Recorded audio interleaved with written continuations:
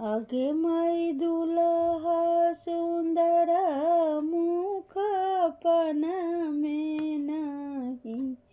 आगे माई रानी कौशल्या के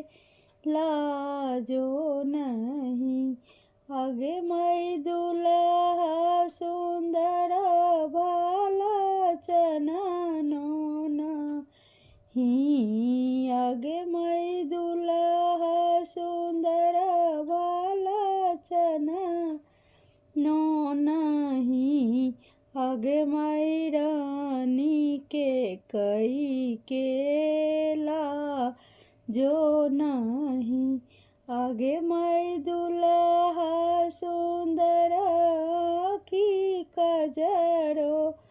नहीं, आगे माई रानी सौमित्रा के लाजो नहीं, आगे माई